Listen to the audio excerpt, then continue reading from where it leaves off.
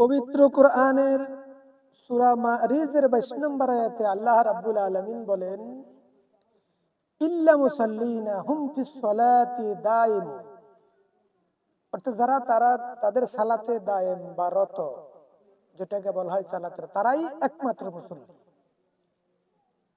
একমাত্র মুসল্লি কারা আমরা জানলাম?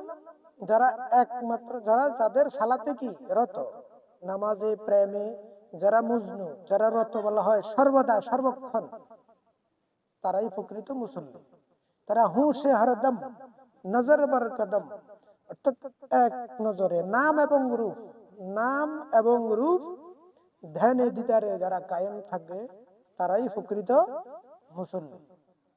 আর এই প্রকৃত মুসল্লি কিভাবে হতে হয় সেটা একমাত্র কামেল মুর্শিদ থেকে জেনে নিবে, এবং যারা প্রকৃত মুসল্লি হয়েছে তাদের থেকে জেনে নিয়ে নিজেকে প্রকৃত মুসল্লি রূপে প্রতিষ্ঠিত করার চেষ্টা করুন।